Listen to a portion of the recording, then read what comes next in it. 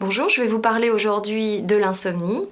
Avant de vous parler de l'insomnie, je vais vous expliquer ce que c'est que le sommeil, pourquoi on dort, etc. pour bien comprendre aussi du coup quelles sont les conséquences d'un mauvais sommeil. Je vais vous parler des différentes causes d'insomnie et enfin des conseils d'hygiène de sommeil pour conserver un bon sommeil.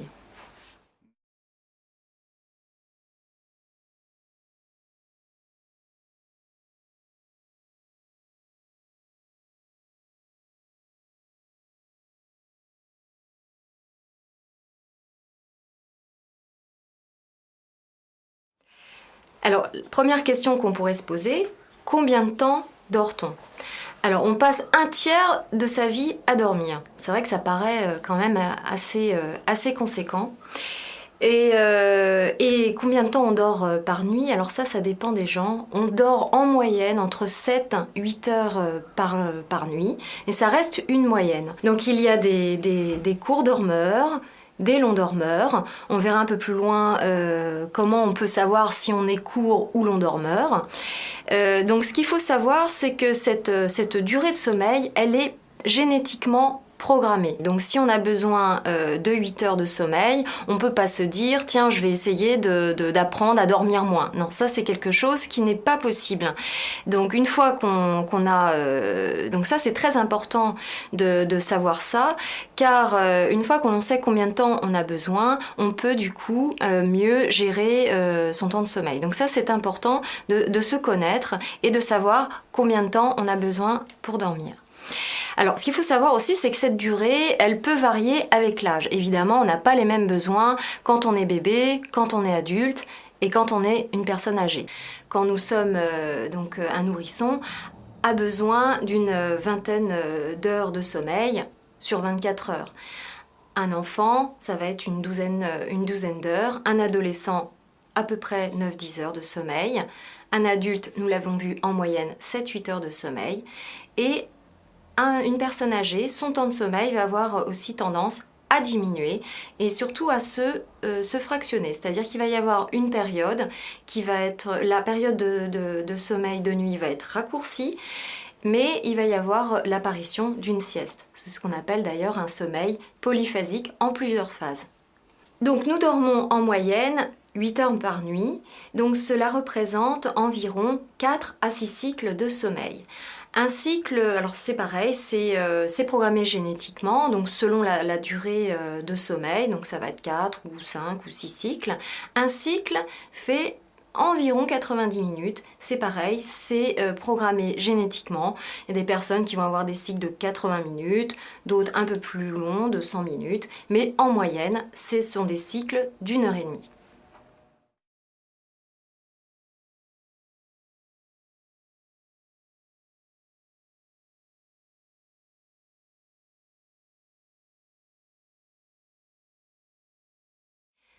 Alors je vais vous donner maintenant quelques critères pour savoir si vous êtes plutôt un court ou un long dormeur. Alors vous êtes plutôt un court dormeur si vous avez besoin de moins de 6 heures de sommeil. Si par exemple après une nuit de 3 heures vous êtes quand même relativement en forme. Si généralement vous n'avez pas besoin de dormir plus de 8 heures.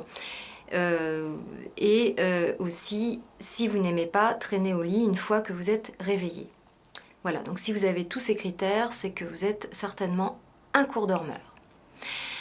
Alors, vous êtes plutôt un long dormeur si au contraire vous avez besoin de plus de 9 heures de sommeil et qu'il est absolument insupportable de dormir peu, que vous êtes vraiment très très mal quand vous n'avez pas assez dormi, que vous avez remarqué aussi que le week-end et les vacances, vous dormez plus. Et aussi qu'il vous arrive de limiter vos sorties en fonction de vos besoins de sommeil. C'est-à-dire que quelquefois, ça peut vous arriver de refuser une sortie en semaine parce que vous dites non, ça va pas être possible de l'intégrer dans mon emploi du temps, je vais pas assez dormir, ça va m'handicaper.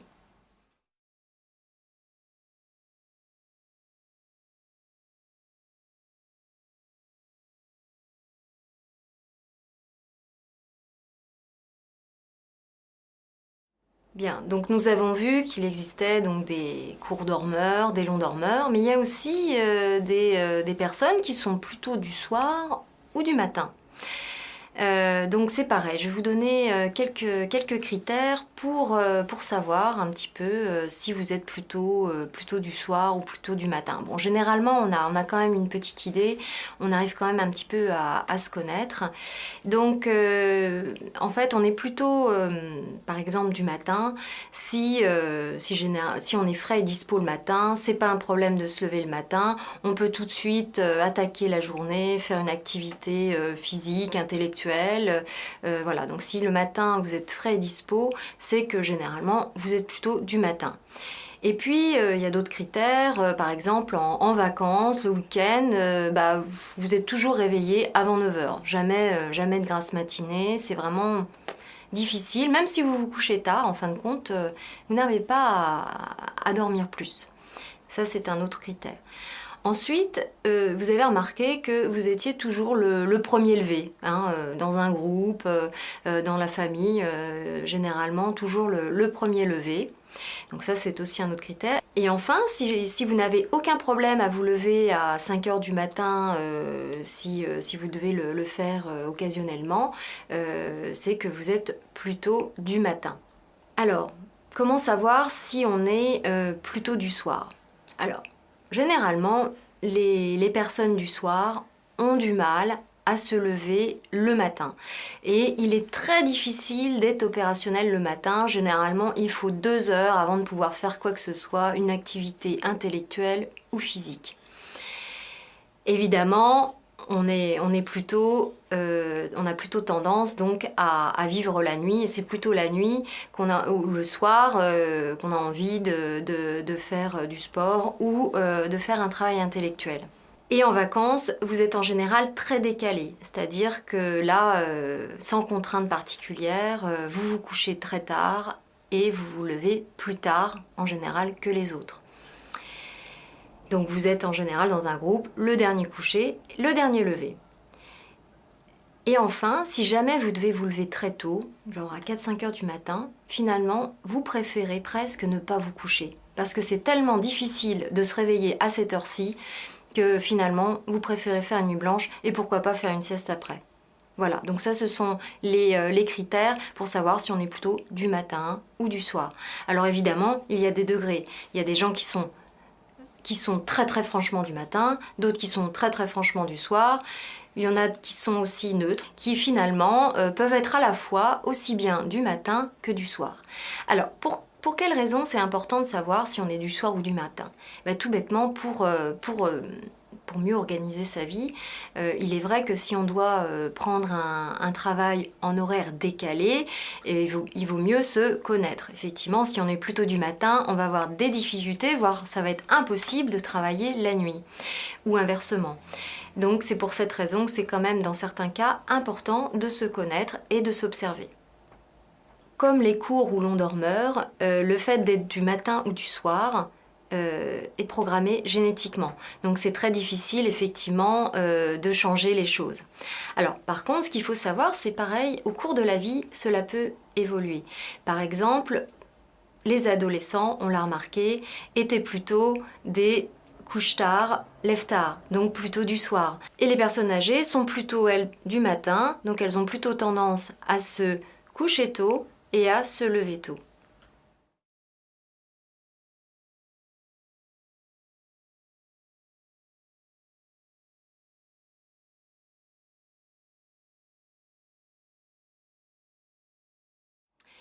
Alors maintenant, je vais vous expliquer ce qui se passe au cours du sommeil normal. En fin de compte, tout l'organisme fonctionne au ralenti.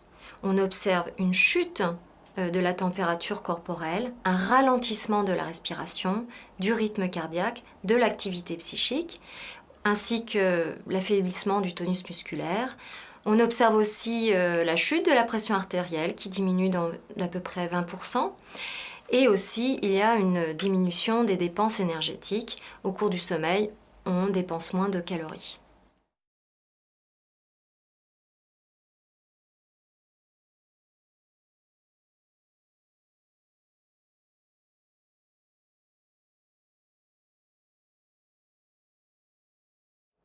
Comment étudie-t-on le sommeil? Alors il y a différentes façons de l'étudier. Il y a la façon dite subjective et une façon un peu plus objective. Alors je m'explique. Subjective, ça va être à partir d'un agenda de sommeil et aussi avec des questionnaires de sommeil. Alors on l'appelle subjectif parce que c'est selon le ressenti du patient. Ensuite, nous avons les méthodes dites objectives, donc des enregistrements qui sont généralement faits en laboratoire ou à l'hôpital, dans des laboratoires spécialisés.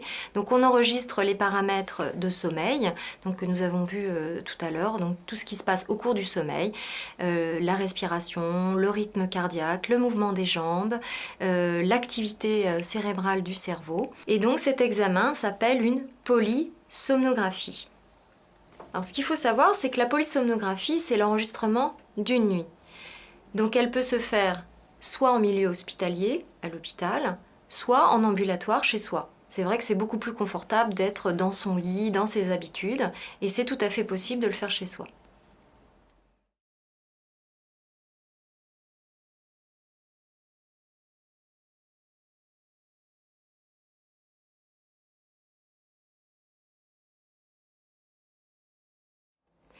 Alors pour observer son sommeil, rien que tel que l'agenda de sommeil, c'est un outil très très important pour explorer donc les différents troubles de sommeil, pour observer aussi ses rythmes, pour savoir si on est plutôt couche tard, lève tard, long dormeur, court dormeur, et c'est un outil aussi très important pour les spécialistes du sommeil, à la fois diagnostique et thérapeutique. Et donc je vais vous expliquer comment remplir ce fameux agenda. Alors, un agenda de sommeil se remplit généralement sur une période d'au moins 2 semaines, voire 1 mois si on a la possibilité. Plus on le remplit sur une longue période, mieux c'est. Alors, pour remplir l'agenda de sommeil, rien de plus simple. Il suffit de mettre une flèche vers le bas à l'heure à laquelle vous vous mettez au lit. J'insiste bien sur le fait que c'est l'heure à laquelle on se met au lit et non l'heure à laquelle on éteint la lumière. Ensuite, vous mettez une flèche vers le haut à l'heure à laquelle vous sortez du lit. Et c'est pareil, c'est pas l'heure à laquelle vous vous réveillez, mais l'heure à laquelle vous sortez du lit. Une fois que vous avez mis vos flèches, donc une vers le bas à l'heure à laquelle vous vous mettez au lit et une flèche vers le haut à l'heure à laquelle vous sortez du lit, il suffit d'assurer les périodes de sommeil en laissant blanches donc les périodes de non-sommeil ou d'insomnie. Si jamais vous vous levez la nuit, donc là encore, vous mettez une flèche vers le haut pour montrer que vous êtes levé au cours de la nuit et une flèche vers le bas au moment où vous êtes recouché. Ensuite, au cours de la journée, vous pouvez noter les périodes de somnolence, par exemple, par un petit S. Si jamais vous devez faire la sieste, c'est la même chose. Donc vous mettez une flèche vers le bas à l'heure à laquelle vous vous mettez au lit, une flèche vers le haut à l'heure à laquelle vous sortez du lit et vous assurez les périodes de sommeil. Si jamais vous faites une sieste en dehors du lit, à ce moment-là, vous ne mettez pas de flèche. En fin de compte, les flèches, c'est pour noter les périodes où vous êtes au lit. Ensuite, vous pouvez évaluer la qualité de votre sommeil, la qualité de votre réveil et la forme dans votre journée. Ensuite, vous pouvez noter tous les éléments qui peuvent expliquer pourquoi vous êtes couché tard, ou éventuellement une contrariété, ou un événement qui aurait pu vous éveiller au cours de la nuit. Aussi, les prises de médicaments, si elles sont régulières ou ponctuelles. Donc, vous pouvez noter tout ceci dans les remarques à côté de chaque nuit.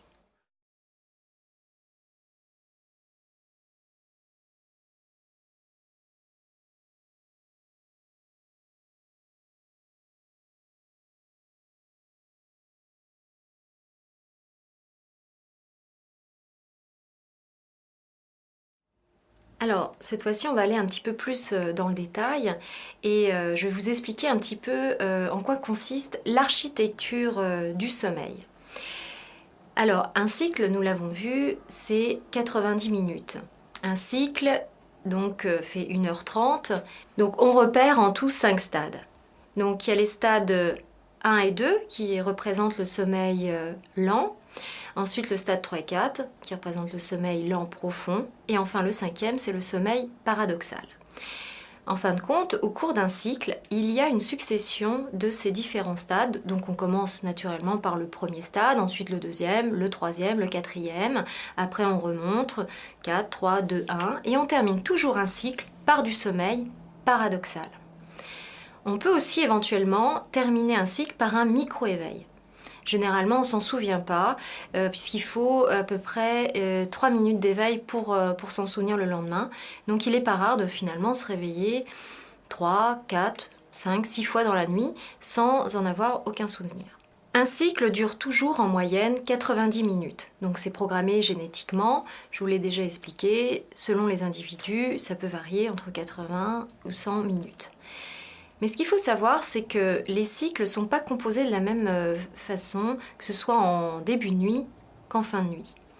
En début de nuit, on fait notamment du stade 3 et 4, alors qu'en fin de nuit, nous ne faisons plus de stade 3 et 4, c'est-à-dire du sommeil lent profond. Et puis aussi, plus on dort, plus le sommeil paradoxal s'allonge, c'est-à-dire qu'en début de nuit, le sommeil paradoxal est court, et en fin de nuit, il est de plus en plus long. Il y a deux formes de sommeil. Il y a le sommeil lent et le sommeil paradoxal. Dans le sommeil lent, on distingue le sommeil lent léger, stade 1 et 2, et le sommeil lent profond, stade 3 et 4. Donc, quand on regarde l'architecture du sommeil chez l'adulte, on se rend compte que le sommeil le plus présent, c'est le sommeil léger. Donc, comme son nom l'indique, ce sommeil est léger et finalement, on est quand même relativement en contact avec l'extérieur. Alors pourquoi on l'appelle sommeil lent, du stade 1 au stade 4? Car en fait c'est en raison des ondes du cerveau. Les ondes du cerveau sont assez ralenties et elles sont à ondes lentes. Et elles sont très très ralenties donc au cours du sommeil profond, donc les ondes sont particulièrement lentes et amples. Alors que dans le sommeil paradoxal, les ondes du cerveau sont très rapides comme à l'état d'éveil. En ce qui concerne les proportions de sommeil chez l'adulte, le stade 1 et 2 représente 50% du sommeil total. Le sommeil lent profond représente entre 10 et 25% et le sommeil paradoxal entre 10 et 25% également. Donc voici l'hypnogramme, donc l'architecture du sommeil normal chez l'adulte. Donc on voit très bien les différents cycles de sommeil, ici 4 cycles de sommeil. Donc chaque cycle de sommeil est l'enchaînement de plusieurs stades. Donc stade 1 et 2, sommeil lent léger, stade 3 et 4, sommeil profond. Et chaque cycle se termine par du sommeil paradoxal. On voit bien sur le schéma qu'au cours de la nuit, les cycles font toujours 1h30, mais sont différents les uns des autres. Donc au cours de la nuit, plus on dort, plus le sommeil devient léger et plus la phase de sommeil paradoxal s'allonge. En fin de compte, nous faisons du sommeil profond lors des 2 premiers cycles de sommeil, donc au cours des 3 premières heures de la nuit. Et plus on dort, en fait, plus le sommeil devient léger, s'allège. Donc il est d'ailleurs plus facile de se réveiller le matin qu'en début de nuit. Nous voyons donc très bien sur le schéma que le sommeil paradoxal s'allonge au cours de la nuit. Le sommeil paradoxal, c'est le moment où apparaissent des rêves très scénarisés. C'est vrai qu'on a tous fait l'expérience de rêver beaucoup plus le matin ou même de rêver énormément les jours où on a la possibilité de faire une grasse matinée. Donc effectivement, plus la durée du sommeil est longue et plus la durée du sommeil paradoxal sera longue elle aussi. Vous avez une vision globale de l'architecture normale du sommeil. Je vais aller un peu plus dans le détail et notamment vous parler de 2 sommeils fondamentaux que sont le sommeil profond et le sommeil paradoxal. Donc je vais vous expliquer à quoi ils servent notamment et quels sont leurs rôles.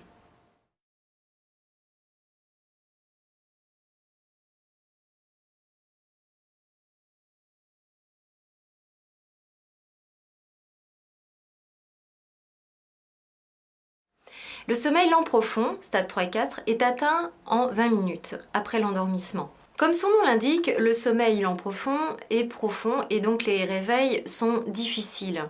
L'activité cérébrale est très ralentie. Le sommeil lent profond se modifie avec l'âge. Plus on vieillit et plus il diminue.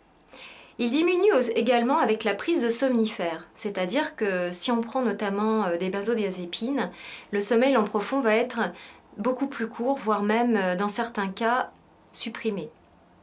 Donc on a vu que le sommeil profond représentait 25% de la nuit.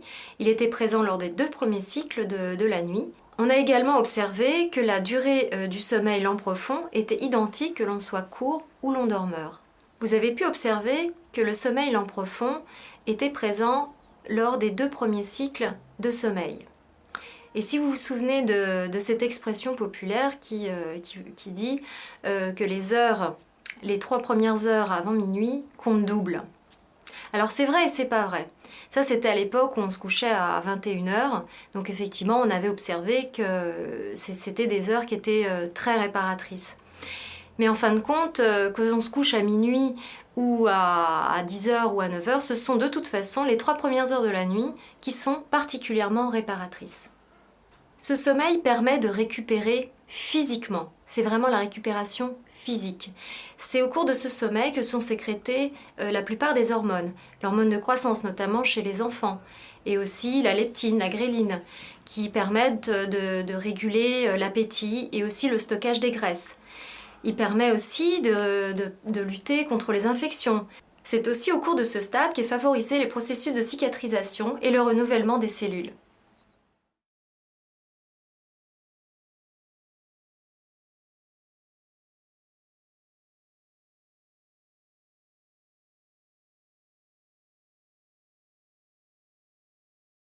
Il y a aussi un autre sommeil qui est très important, c'est le sommeil paradoxal. Le sommeil paradoxal, c'est celui qui arrive à la fin de chaque cycle. On l'appelle paradoxal car c'est au cours de ce sommeil que nous avons une activité cérébrale très intense, comme à l'état de veille, alors que paradoxalement nous dormons. Nous avons une atonie musculaire, c'est-à-dire un relâchement complet de tous les muscles. Donc il y a simplement les yeux qui bougent très rapidement et aussi les muscles qui permettent de respirer. D'ailleurs en anglais on l'appelle ce sommeil, non pas le sommeil paradoxal, mais le sommeil REM, REM, donc Rapid Eye Movement. Bon, en français, ça ferait sommeil mort, donc c'est vrai que c'est pas très très joli, donc on a préféré garder sommeil paradoxal. Sinon, c'est le stade où les muscles sont le plus relâchés. Pourquoi ? Parce que ça permet de ne pas vivre ses rêves. Et oui, ça serait vraiment très embêtant de devoir vivre ses rêves. D'ailleurs, le moment où nous faisons du somnambulisme, ce n'est pas au cours du sommeil paradoxal, mais au cours du sommeil profond. Et oui, au cours du sommeil profond, il n'y a pas d'atonie musculaire, donc on peut se lever et faire plein de choses. Donc le sommeil paradoxal, c'est le moment où nous rêvons, mais c'est des rêves très scénarisés, très rocambolesques. Parce qu'en fin de compte, on s'est découvert qu'on rêvait dans d'autres stades. Mais là, ce sont vraiment des rêves très très particuliers. On est capable de raconter vraiment quelque chose. Ce n'est pas qu'une pensée.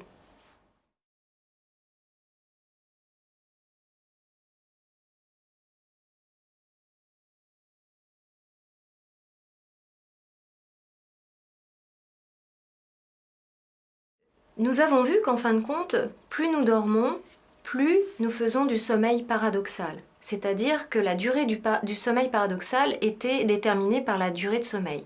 C'est-à-dire que finalement, plus on dort, plus on a de chances de faire du sommeil paradoxal. Mais aussi inversement, moins on dort, donc si on en fait des insomnies, finalement, plus le sommeil paradoxal sera réduit. Alors justement, à quoi sert ce sommeil paradoxal ? Nous avons vu que le sommeil profond permettait une récupération physique. Eh bien, le sommeil paradoxal permet une récupération psychique et psychologique. C'est-à-dire qui permet de prendre du recul sur les événements, de les trier, de faire des liens entre les événements présents, passés. Il a un rôle très important aussi dans les processus de mémorisation. Il permet aussi de lutter contre le stress, de réguler l'humeur. Le sommeil paradoxal est d'ailleurs aussi très très important chez l'enfant puisqu'il permet la maturation cérébrale.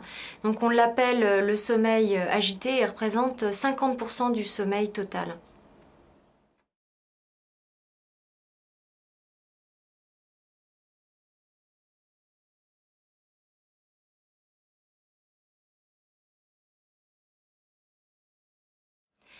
Maintenant que je vous ai expliqué quel était le rôle du sommeil profond et du sommeil paradoxal, vous commencez à mieux comprendre quelles peuvent être les répercussions d'un mauvais sommeil.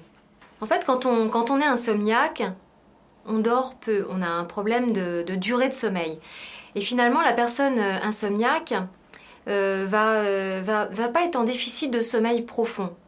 C'est rare de dormir moins de 3 heures. Un insomniaque va dormir 4, 5 heures. Donc du coup, il n'y aura pas de dette, entre guillemets, de sommeil profond. Donc on va pouvoir quand même assurer la journée, puisque vous vous souvenez que le sommeil profond, c'est ce qui permet de récupérer physiquement.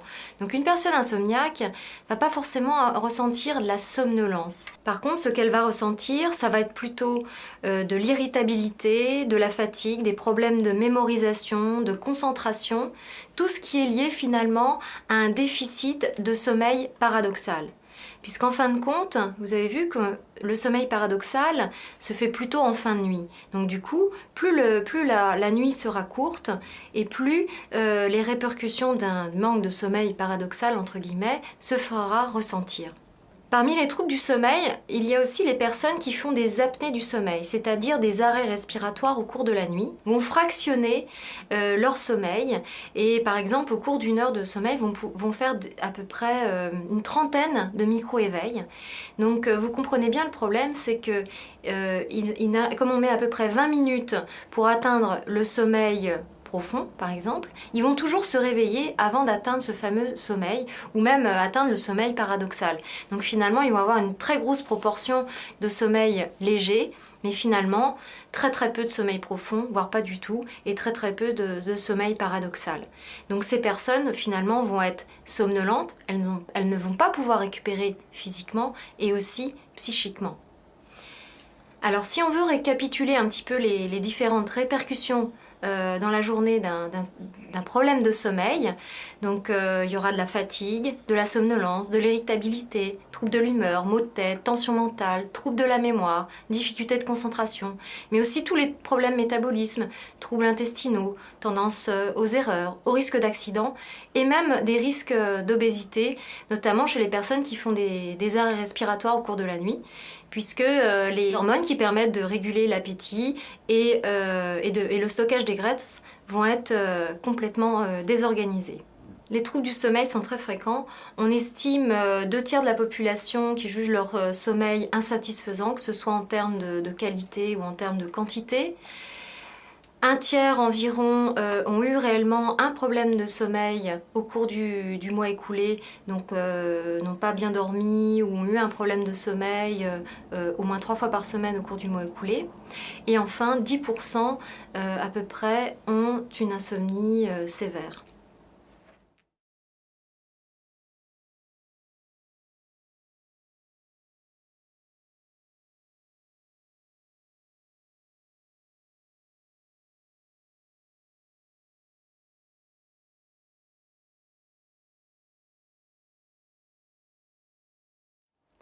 Alors je vais vous parler maintenant de l'insomnie. Qu'est-ce que l'insomnie? Déjà, on va parler en termes de définition, qu'est-ce que c'est que l'insomnie? Alors c'est vrai qu'on a tous fait l'expérience d'une insomnie. La veille d'un examen, lors d'une épreuve difficile comme un deuil, une séparation, un déménagement. Ça peut être même des événements heureux comme mariage ou ça peut être aussi stress au travail. Un train à prendre le lendemain aussi peut provoquer une insomnie. Donc c'est quelque chose finalement de très courant. Mais chez certaines personnes, ça peut devenir chronique. Donc justement, à partir de quand on parle d'insomnie transitoire, d'insomnie chronique, finalement, qu'est-ce que c'est que l'insomnie? Quels sont les différents symptômes qui définissent l'insomnie? Et aussi, surtout, quelles sont les causes ou les maladies ou les pathologies qui sont associées à cette insomnie? Finalement, l'insomnie, c'est une plainte subjective d'un mauvais sommeil. En fin de compte, on peut très bien dormir 8 heures et se sentir insomniaque. C'est vraiment quelque chose qui nous est propre. Ou au contraire, on peut très bien dormir, avoir besoin que de 5-6 heures et finalement ne pas se qualifier insomniaque. Alors quels sont les critères pour diagnostiquer une insomnie chronique? Il faut avoir au moins 4 symptômes. Alors au moins, ça veut dire qu'on peut avoir un seul symptôme, ou 2, ou 3, ou les 4. Quels sont ces symptômes? Ça peut être tout d'abord une difficulté d'endormissement. Alors on parle de difficulté d'endormissement quand on s'endort en plus de 30 minutes. Ensuite, ça peut être des réveils nocturnes.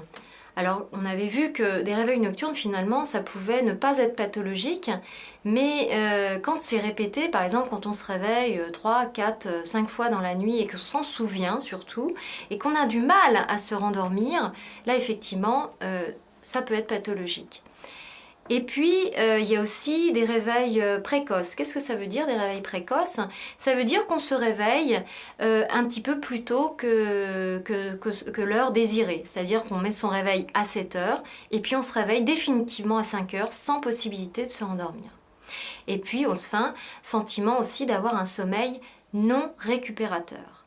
Donc, si vous avez au moins l'un de ces 4 symptômes, déjà, il faut se poser la question de savoir si on est insomniaque ou pas.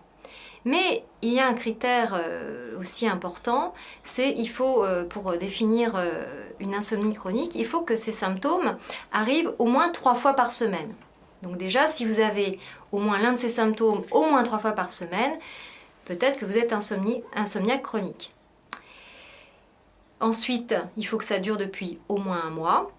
Et alors là, le critère le plus important, il faut absolument qu'il y ait une répercussion dans la journée, une répercussion diurne, c'est-à-dire fatigue, irritabilité, manque de concentration. On peut très bien avoir un sommeil assez court et finalement être très bien dans la journée, ça veut dire simplement que nous sommes un court dormeur. Donc la répercussion diurne est vraiment très importante pour se définir comme insomniaque.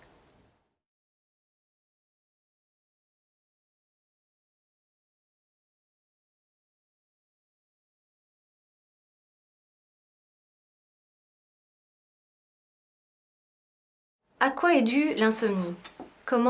Quelles sont les causes de l'insomnie? Alors, ce qu'il faut savoir, c'est que dans 90% des cas, l'insomnie n'est pas isolée. Elle est associée la plupart du temps à une autre pathologie. C'est très rare, effectivement, d'être seulement insomniaque. En général, on est insomniaque et anxieux, insomniaque et dépressif, insomniaque et atteint d'un syndrome de jambes sans repos, etc. Donc justement, on va décrire quelles sont les différentes causes probables ou pathologies associées à l'insomnie.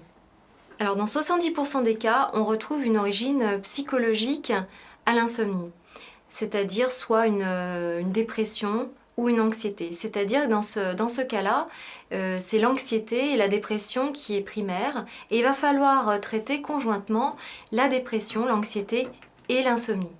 Si vous soupçonnez une dépression, je vous propose une échelle qui est très facile à remplir, que vous pouvez remplir vous-même. C'est un auto-questionnaire de Pichot.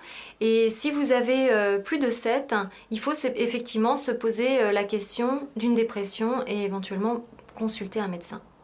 Dans environ 20% des cas, l'insomnie est aussi associée à une pathologie organique du type syndrome de jambes sans repos, apnée du sommeil, ronflement. Et souvent, ces problèmes organiques, ces troubles organiques provoquent une somnolence. Pour ça, je vous propose en fin de compte de remplir une échelle de somnolence qui est l'échelle d'Epworth. Donc le questionnaire d'Epworth peut se remplir tout seul, c'est une façon d'évaluer sa somnolence. Donc en fait, il y a une série de situations et vous cochez si vous avez aucune chance, une faible chance ou une chance modérée ou une très forte chance de vous endormir dans les situations décrites. Si votre score est inférieur à 11, votre somnolence est normale. Si votre score est compris entre 11 et 16, votre somnolence est modérée. Si vous avez un score supérieur à 16, votre somnolence est vraiment excessive. Et il faut absolument consulter à partir de 11. Déjà, ça peut être un signe d'une somnolence qui n'est pas tout à fait normale, qui peut être associée donc à une pathologie du sommeil qu'il va falloir traiter avec l'aide d'un spécialiste.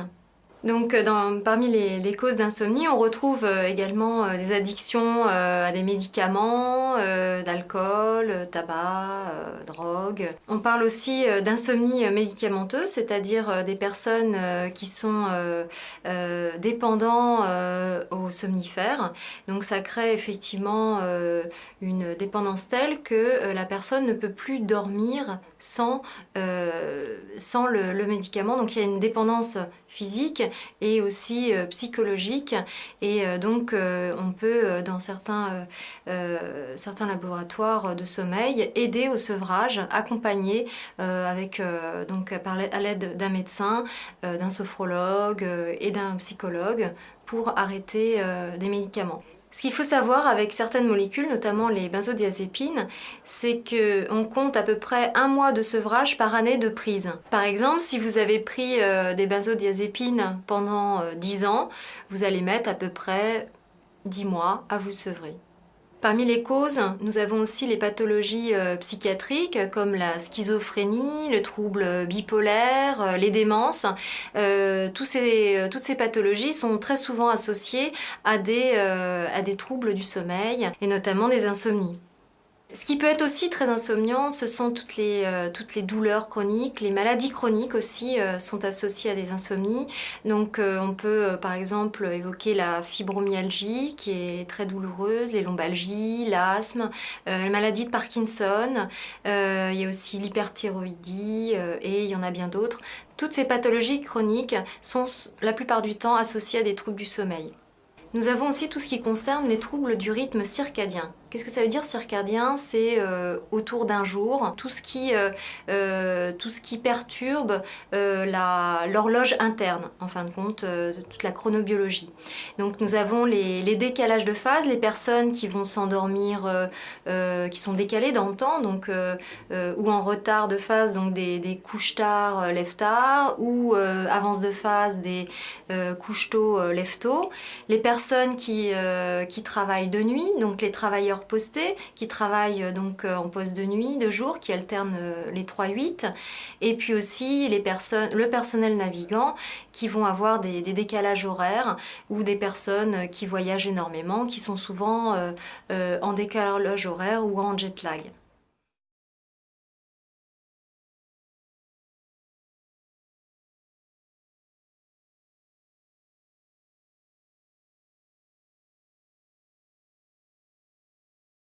Alors évidemment, l'hygiène de vie est très importante dans les problèmes de sommeil, et on constate que certaines insomnies peuvent être causées simplement par une mauvaise hygiène de vie.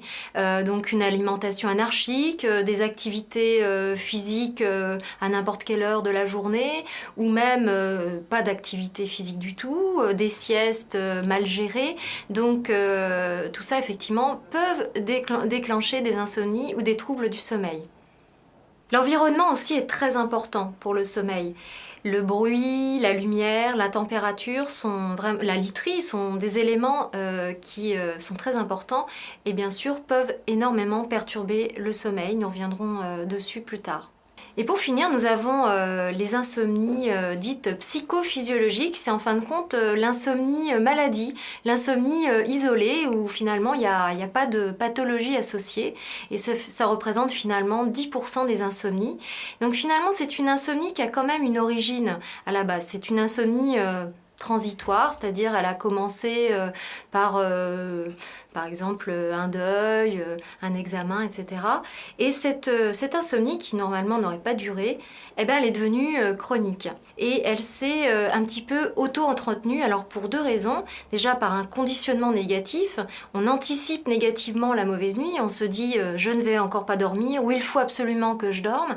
Et puis aussi ce qu'il faut savoir, c'est qu'il y a un cercle vicieux qui s'instaure dans l'insomnie. C'est-à-dire que moins on dort, on l'a vu, en fin de compte, quand on réduit le temps de sommeil, on réduit aussi la part de sommeil paradoxal, donc on est beaucoup plus stressé, beaucoup plus anxieux, et du coup, si on est beaucoup plus stressé, beaucoup plus anxieux, on va avoir aussi beaucoup plus de mal à dormir, on va avoir des réveils nocturnes, etc.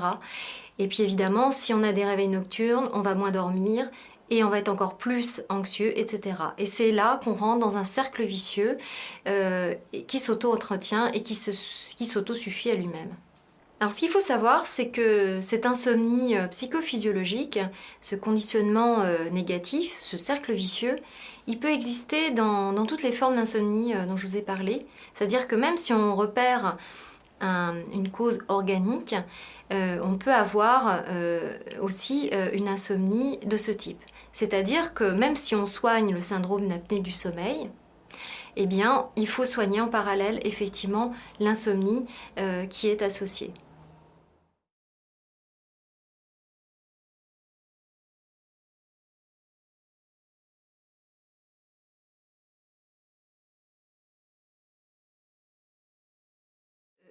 Je vais vous décrire plus précisément ce qu'est le syndrome d'apnée du sommeil, donc qui est souvent associé à une insomnie ou un trouble, enfin en tout cas c'est une pathologie du sommeil.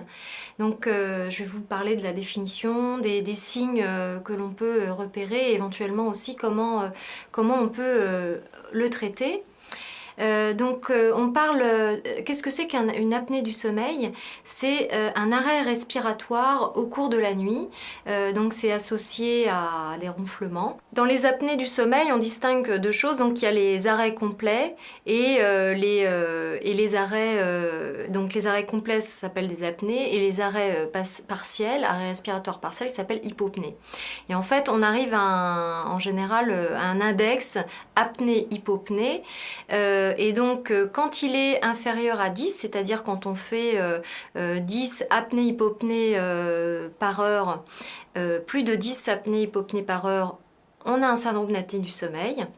Et quand on en fait plus de 30 par heure, on a un syndrome d'apnée du sommeil sévère. Souvent, le syndrome d'apnée du sommeil passe inaperçu.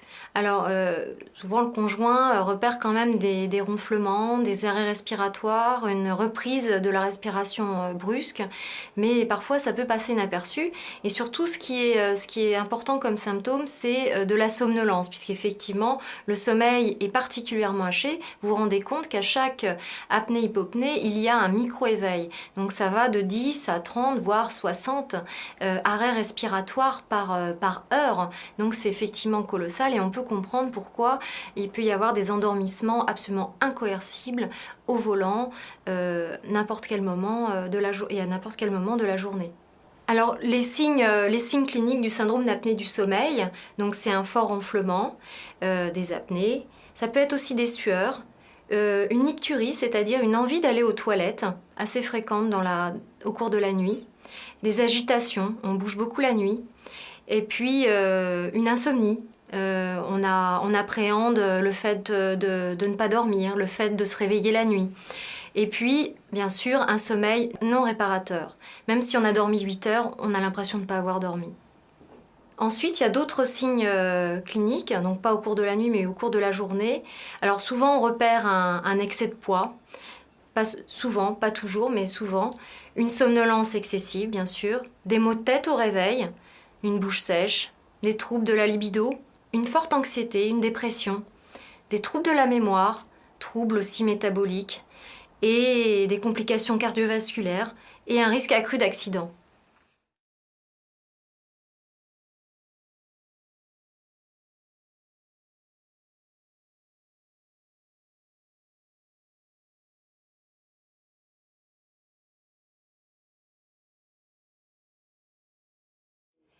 Comment prendre en charge le syndrome d'apnée du sommeil? Tout d'abord, aussi par une hygiène de vie. Commencer, si on a un surpoids, par un amaigrissement. Supprimer l'alcool, éventuellement envisager un sevrage tabagique, arrêter des médicaments qui aggravent le SAS. SAS, c'est le syndrome d'apnée du sommeil. Alors quels sont les médicaments qui aggravent un syndrome d'apnée du sommeil? C'est justement les benzodiazépines, les fameux somnifères que peuvent donner un médecin qui ne connaît pas ce symptôme. En fin de compte, la benzodiazépine provoque un relâchement des tissus et donc aggrave le problème. Nous avons ensuite un traitement positionnel pour les apnées qui surviennent seulement sur le dos. Il y a des personnes qui ne ronflent et qui ne font des apnées que sur le dos. Alors là, c'est tout simple. En fait, on va mettre quelque chose dans le dos qui gêne la personne et au bout d'un moment, il va s'habituer à ne plus aller, sur le dos. Donc ça peut être une balle de tennis ou un sac à dos, par exemple, qui empêche la personne de se mettre sur le dos. Nous avons le traitement de référence des apnées du sommeil, donc pour les apnées avec un index supérieur à 20, la pression positive continue, ou PPC. C'est qui permet en fait d'envoyer à forte pression de l'air, et donc qui permet de ne plus faire d'apnée au cours de la nuit. Nous avons ensuite des appareils qui permettent au cours de la nuit d'avoir la mâchoire, de garder la mâchoire en avant, ce qu'on appelle les orthèses d'avancée mandibulaire, donc qui permettent d'avoir la mâchoire qui reste bien en avant et de dégager la trachée et de pouvoir respirer correctement. Et enfin aussi nous avons la chirurgie parfois qui peut être aussi efficace, donc chirurgie ORL.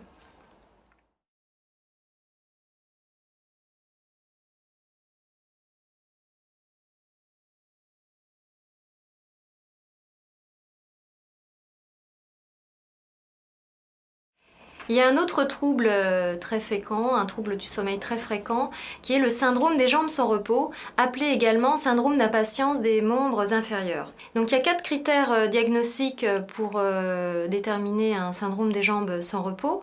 Tout d'abord, le besoin impérieux de bouger les jambes, associé à des sensations d'inconfort et de brûlure. Donc on a les jambes qui tiraillent, comme des courants électriques. Ensuite, autre critère, c'est l'apparition ou l'aggravation de ces agacements lors de périodes de repos ou d'inactivité, et c'est augmenté quand vous êtes allongé ou assis. Typiquement, si vous devez rester longtemps assis au théâtre, au bout d'une heure, vous n'en pouvez plus, vous êtes obligé de vous lever. Et donc ça c'est le troisième critère, c'est-à-dire que ces désagréments sont soulagés lors de mouvements, donc la marche et les étirements, mais c'est effectivement temporaire. Dès que vous êtes inactif, ça revient. Et enfin le quatrième critère, c'est une nette aggravation le soir ou la nuit et au cours du sommeil. Donc le syndrome des jambes sans repos concerne quand même 10% de la population, donc ça représente une personne sur 10, c'est finalement assez mal connu comme syndrome. Ce qu'il faut savoir, c'est que c'est très insomniant, ça empêche notamment de s'endormir. Ça peut passer inaperçu parce que la personne peut ne pas se rendre compte qu'il se réveille la nuit, ça provoque un sommeil de très mauvaise qualité avec de nombreux éveils au cours de la nuit. Ça touche plus fréquemment aussi les personnes âgées, et aussi dans 80% des cas est associé ce qu'on appelle les mouvements périodiques des jambes. Donc ça provoque au cours de la nuit comme des secousses.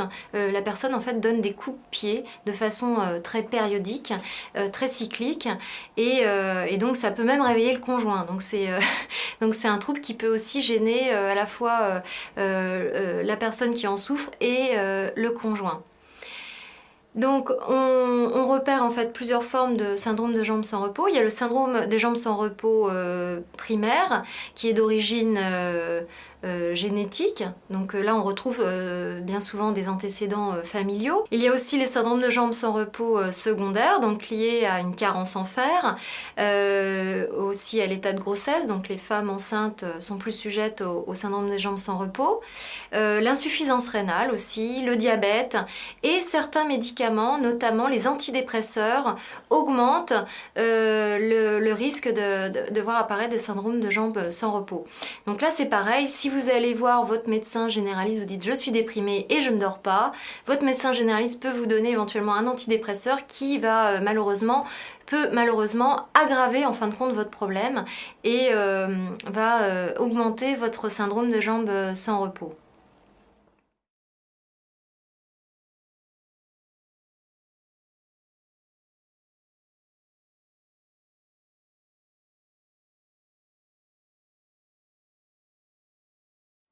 Comment peut-on prendre en charge un syndrome de jambes sans repos? Tout d'abord, éliminer un problème vasculaire, neurologique, articulaire, des crampes. Donc il faut faire ce qu'on appelle un diagnostic différentiel, c'est-à-dire éliminer éventuellement une autre raison.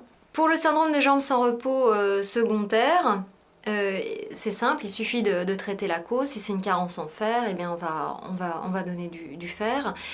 Pour le syndrome de jambes sans repos primaire, donc il y a différents traitements et vous pouvez donc en parler à un spécialiste du sommeil qui pourra vous donner un traitement adapté à votre problème.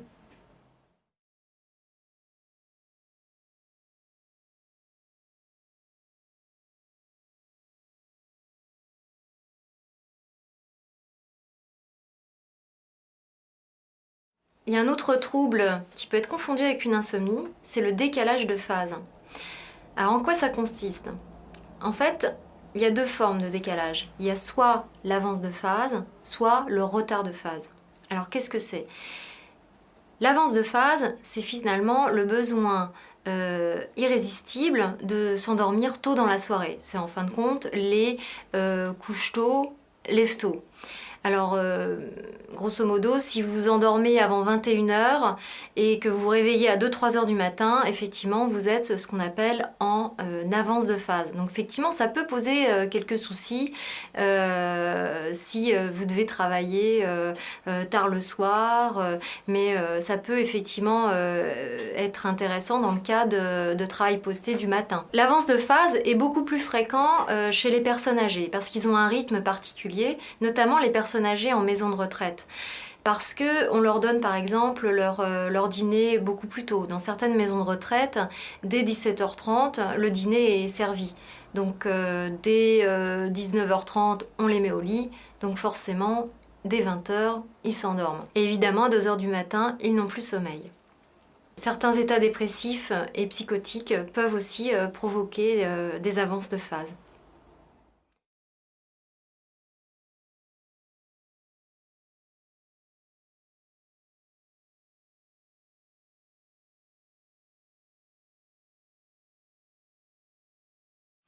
Alors le syndrome de retard de phase, donc là c'est l'inverse. En fin de compte, ce sont plutôt les couches tard, lève tard. Donc c'est effectivement très tardif et surtout très fréquent chez les ados et chez les jeunes adultes. Donc il y a aussi le mode de vie de l'adolescent qui va aggraver en fait cette tendance déjà physiologique. Donc le surf sur internet, les séries télé, les sorties, tout ça va avoir tendance à aggraver le problème. Le retard de phase est souvent confondu avec une insomnie d'endormissement, puisque la personne veut se mettre au lit à minuit et finalement va pas pouvoir s'endormir avant 2-3 heures du matin. Alors ce qu'il faut savoir, c'est que souvent le retard de phase est aussi associé à une dette chronique de sommeil. Parce qu'évidemment, ce retard de phase n'est pas compatible avec la vie de travail ou la vie d'étudiant. Donc la personne va toujours se coucher tard, c'est-à-dire à l'heure qui lui convient, mais va devoir être contraint de se lever tôt. Donc du coup, on va être dans un contexte de dette de sommeil. D'ailleurs, dans des cas qui durent très longtemps, ça peut même provoquer une insomnie d'endormissement pour le coup. Parce qu'en fin de compte, comme on se retrouve à une dette chronique de sommeil, comme on l'avait vu tout à l'heure, donc dette de sommeil paradoxale, donc irritabilité, anxiété, stress, et du coup, pour le coup, on a du mal effectivement à s'endormir parce qu'on est aussi anxieux. Donc vous voyez, les choses peuvent se mêler.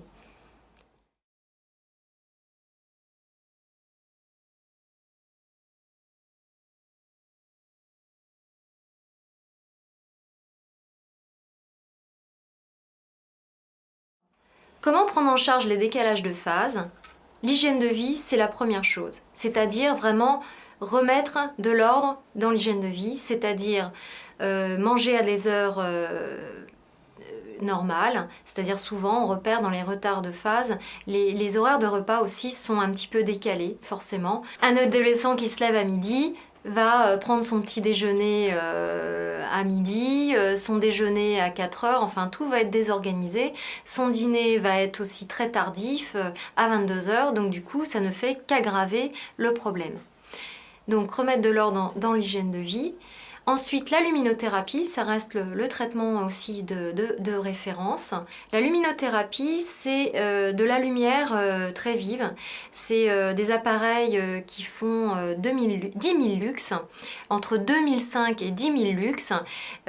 Donc on peut varier éventuellement l'intensité lumineuse, mais c'est ce qui permet de nous recaler. Donc d'ailleurs, en cas de décalage horaire ou de retard de phase, ou aussi de dépression saisonnière, quand on manque de lumière, on peut utiliser la luminothérapie.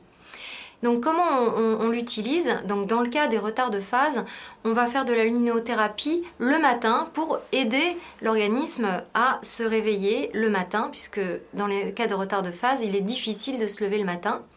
Et dans le cas d'avance de phase, les personnes qui s'endorment tôt, on va faire de la luminothérapie plutôt en fin de journée, donc vers 17h, pour décaler l'envie de dormir.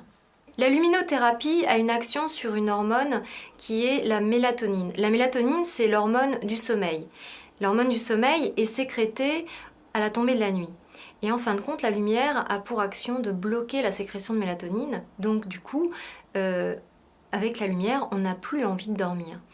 Donc ça permet la lumière permet de resynchroniser cette sécrétion de mélatonine qui parfois est complètement désorganisée dans le cas des retards de phase, d'avance de phase ou de décalage horaire.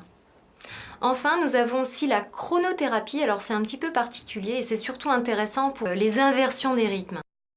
Les personnes qui ont des inversions du rythme, donc ça peut créer d'énormes problèmes dans la vie de tous les jours, ne serait-ce que pour travailler, poursuivre des études. Donc dans ces cas-là, dans ces inversions du rythme, on propose de la chronothérapie. Donc il faut que ce soit bien encadré par un spécialiste du sommeil. Mais en fait le principe, c'est que comme il est plus facile finalement de se coucher de plus en plus tard pour quelqu'un qui est en retard de phase, on va lui proposer de se coucher tous les soirs 3 heures plus tard. Et du coup, sur une semaine, il va pouvoir avoir fait un tour complet et pouvoir se rendormir à un horaire correct. Et quand il aura fait son tour du cadran et qu'on aura estimé que l'heure de coucher est bonne, c'est-à-dire mettons 23 heures, on va renforcer avec de l'hygiène de vie, c'est-à-dire du sport le matin au réveil, de la luminothérapie au réveil, pour renforcer et maintenir tout ça. Une prise en charge globale est aussi nécessaire et souvent aussi une psychothérapie peut être proposée car dans les décalages de phase sévères, on observe des difficultés sociales, des phobies, rejet de la société ou des problèmes de dépression. Donc parfois, effectivement, une psychothérapie peut aussi être nécessaire à la prise en charge.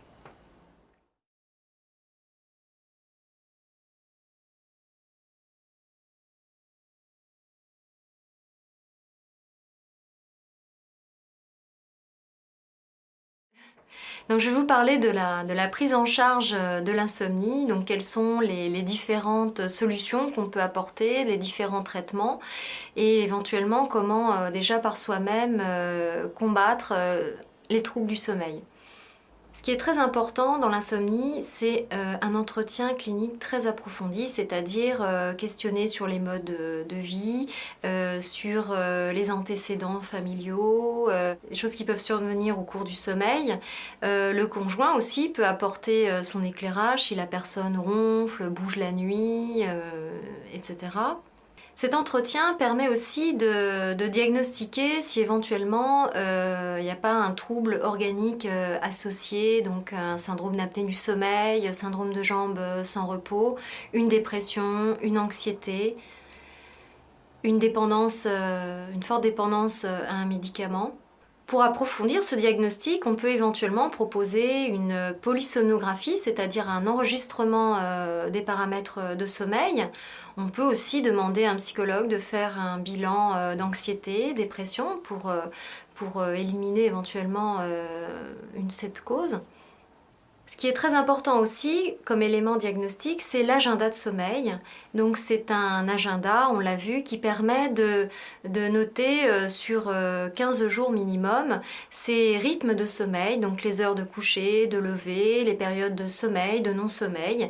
Donc ça permet vraiment aux spécialistes du sommeil de repérer déjà les mauvais comportements ou d'avoir une idée des troubles qui peuvent être associés à cette insomnie. Donc ça, c'est ce qui concerne le diagnostic de l'insomnie.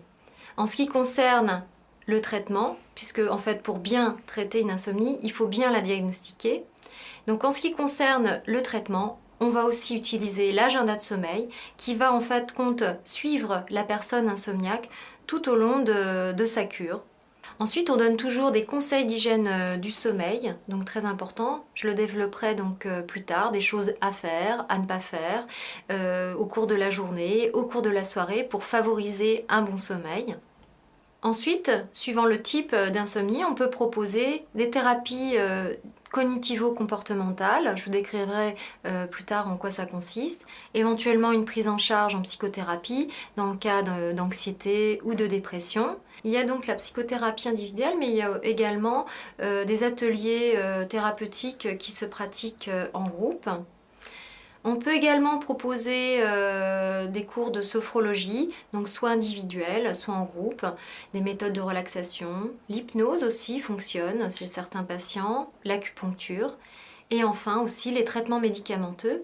Dans certains cas, les traitements médicamenteux peuvent être utiles à surmonter une insomnie.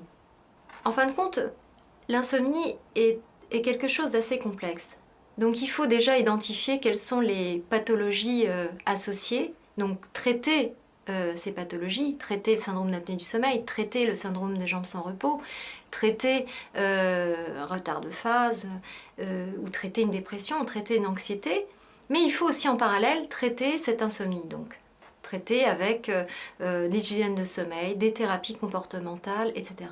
C'est ça qu'il faut bien avoir en tête, c'est que comme l'insomnie est dans 90% des cas associée à une autre pathologie, il faut traiter les deux en parallèle.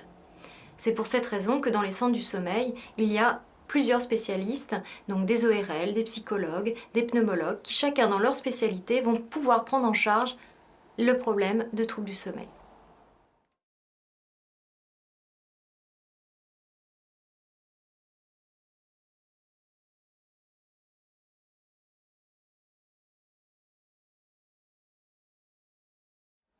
Alors, ce qu'on peut proposer dans le cas d'une insomnie, ce sont les thérapies cognitivo-comportementales. Qu'est-ce que c'est? C'est en fait des thérapies qui sont centrées sur le symptôme, c'est-à-dire des mauvais comportements. Et surtout aussi qui vont se centrer sur les mauvaises, les idées négatives qu'on peut avoir sur le sommeil. Donc c'est surtout dédramatiser, lutter contre les idées négatives et aussi apprendre à ce qu'on appelle contrôler le stimulus, c'est-à-dire associer le lit au sommeil. C'est-à-dire qu'en fait, il faut que le lit soit associé à du sommeil. Alors que dans l'insomnie, le lit est plutôt associé à du non-sommeil. Donc pour ça, on va avoir plusieurs techniques. Notamment, on va restreindre le temps passé au lit. C'est-à-dire qu'en fin de compte, on va demander à l'insomniaque de rester le moins de temps possible au lit. On va demander à l'insomniaque de ne jamais rester au lit sans dormir. Dès qu'il commence à cogiter, on lui demande de ne pas rester trop longtemps au lit. Rappelez-vous, dans l'agenda de sommeil, j'avais demandé de mettre une flèche vers le bas à l'heure à laquelle on se met au lit et une flèche vers le haut pour indiquer à l'heure à laquelle on se lève du lit. Et bien ça, c'est pour contrôler le temps passé au lit par rapport au temps de sommeil. Si on se rend compte que le temps passé au lit est supérieur, mais vraiment trop important par rapport au temps de sommeil, on va demander à la personne de réduire au maximum. Le but étant de rester vraiment au lit quand on dort et pas quand on ne dort pas.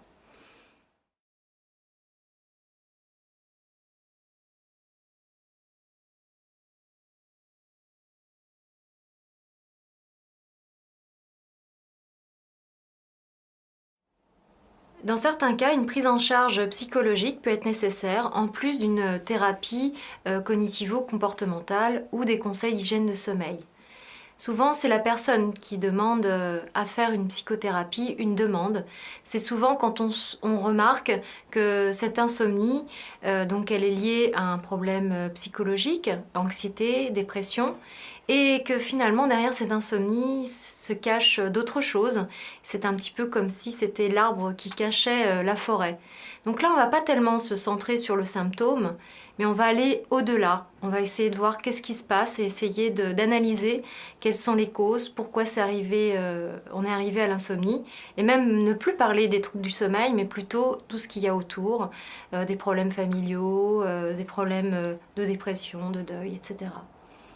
L'indication d'une psychothérapie, donc c'est souvent une dépression ou une anxiété, et il faut que la personne ait vraiment une demande de prise en charge.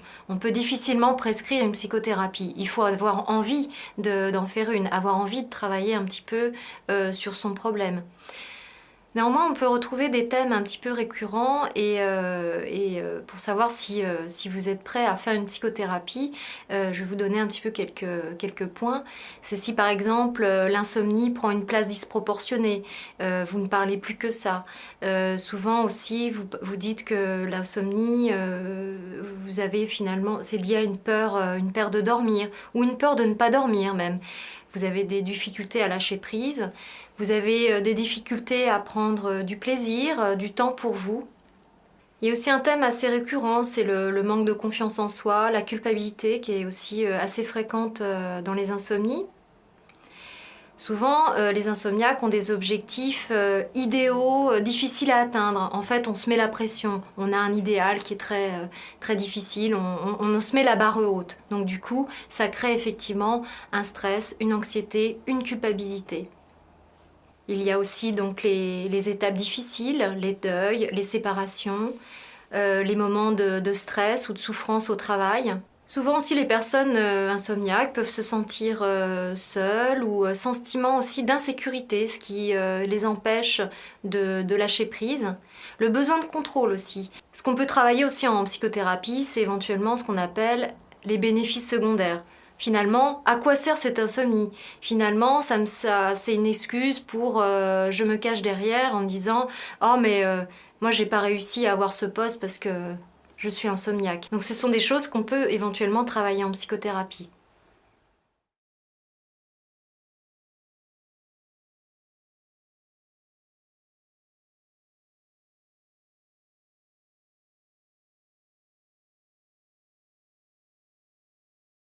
Donc il y a la psychothérapie individuelle, mais aussi on peut proposer des groupes d'ateliers thérapeutiques, donc qui sont cette fois-ci très centrés sur le symptôme.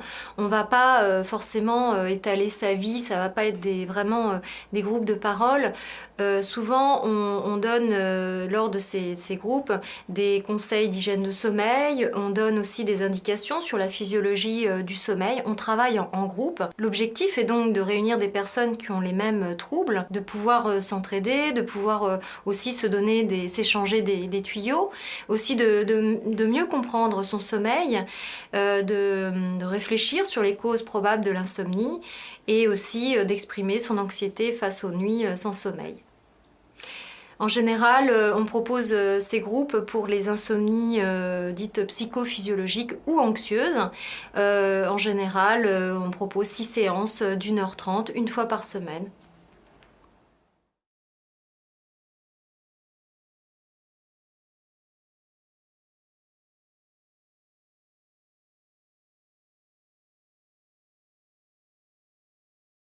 Dans certains cas, on peut faire appel à des traitements médicamenteux, en plus des thérapies comportementales, des psychothérapies, des ateliers en groupe, des conseils d'hygiène de sommeil.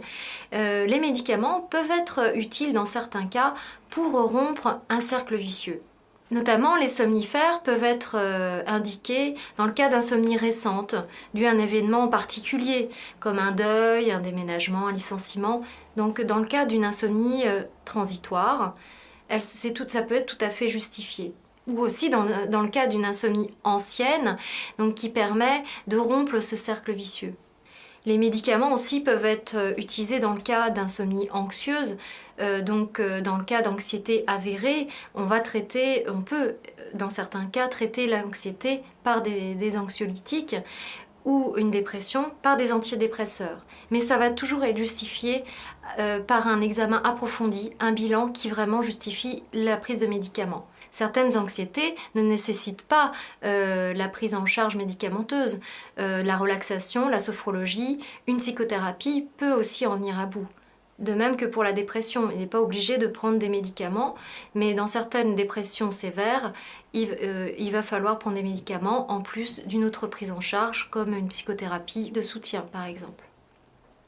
Toutes les insomnies ne nécessitent pas une prise en charge médicamenteuse.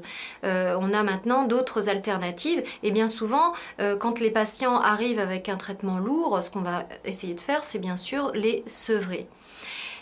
Sevrer d'un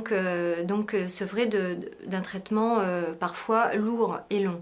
Donc pour l'aide au sevrage, donc pareil, il y aura les thérapies comportementales, la psychothérapie, la sophrologie, méthode de relaxation, donc toutes les prises en charge non médicamenteuses et bien sûr aussi les conseils d'hygiène du sommeil que je développerai plus tard. Je vais vous parler brièvement quand même des effets secondaires possibles des somnifères et ce qui explique pour quelles raisons on ne doit pas le prendre au long cours. En fin de compte, un somnifère et surtout les benzodiazépines modifient la structure du sommeil. Finalement, on dort moins bien sous somnifère. Le sommeil lent profond et le sommeil paradoxal sont altérés. Donc du coup, on récupère moins bien, que ce soit au niveau physique et au niveau psychique. Et puis, il peut y avoir aussi une majoration des apnées du sommeil avec des benzodiazépines. Donc évidemment, si on a des apnées du sommeil, on va éviter de prendre des somnifères et surtout des benzodiazépines. Donc il y a aussi une majoration des ronflements puisque les benzodiazépines provoquent un relâchement des tissus et donc ça va aggraver les apnées et les ronflements. Et puis il y a aussi un effet sédatif résiduel le jour, c'est-à-dire que forcément le principe actif va avoir un effet sur la vigilance la journée et il peut être difficile de se concentrer et même de conduire. Ça peut même être très déconseillé de conduire quand on a pris un somnifère.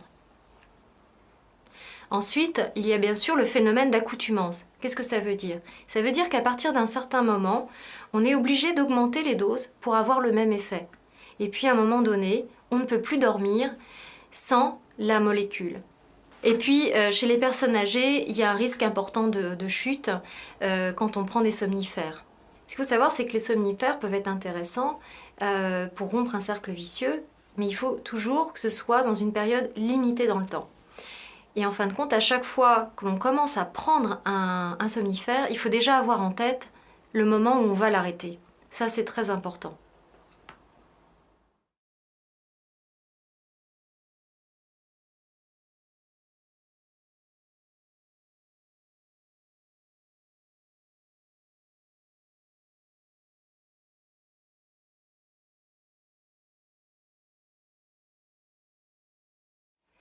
Alors maintenant, je vais vous parler des conseils d'hygiène de sommeil, donc des conseils pour pouvoir préserver votre sommeil.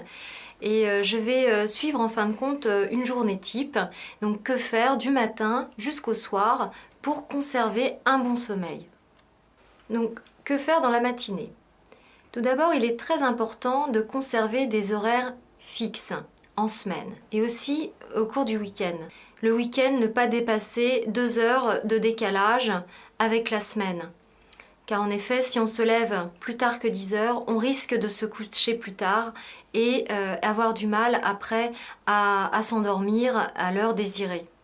Ce qui est très important, c'est dès le réveil, s'exposer à la lumière. Donc à la lumière du jour si l'on peut l'été, sinon l'hiver, on va plutôt allumer à fond toutes les lumières, les halogènes, tout ce qu'on peut. Si on a une lampe dédiée à la luminothérapie, c'est encore mieux. Ce sont des lampes donc qui de forte intensité, donc entre 2005 et 10 000 lux. Pour bien commencer une matinée, il faut absolument prendre un petit déjeuner. Ça va permettre aussi de réguler les rythmes. Et surtout, si possible, intégrer des protéines. les protéines, c'est-à-dire du fromage, du jambon, des œufs, fromage blanc. Ça permet en fin de compte de bien démarrer la journée. Les protéines, c'est un peu comme le carburant que l'on va mettre dans un moteur. C'est ce qui va permettre de donner de l'énergie. Toujours dans la matinée, vous pouvez exercer une activité physique. Alors, c'est pas obligatoirement une activité physique très intense. Ça peut simplement être une marche à pied. Par exemple, aller à son travail à pied ou faire une partie du chemin à pied, garer sa voiture un peu plus loin ou s'arrêter à la station métro précédente. Il faut impérativement manger aussi équilibré et à heure fixe. Donc les déjeuners seront assez consistants pour pouvoir assurer la journée. Donc intégrer des protéines, des féculents, des légumes, un laitage. Donc voilà, tout ça c'est très important pour ne pas avoir des coups de pompe ou des moments de perte d'énergie.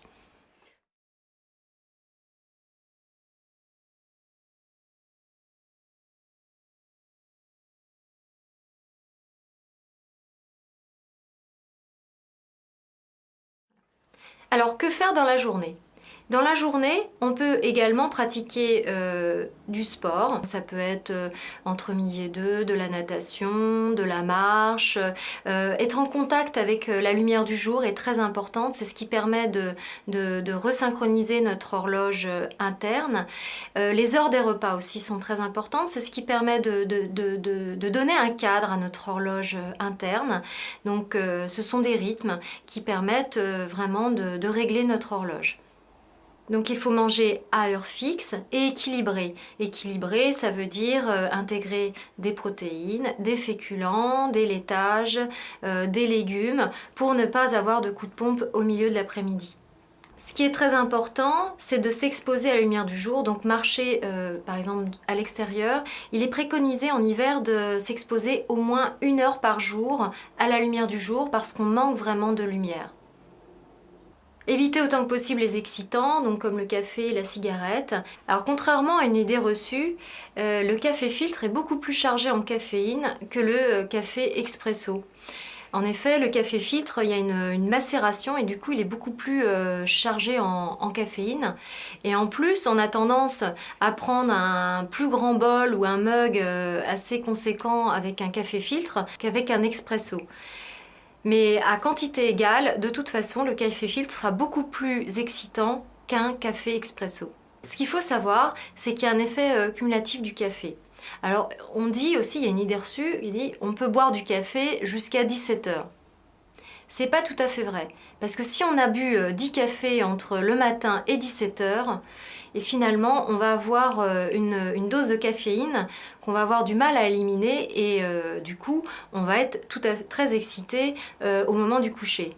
Ce qu'il faut savoir, c'est que la demi-vie d'un café est de 5 heures, c'est-à-dire qu'on va mettre 5 heures pour éliminer la moitié d'un café.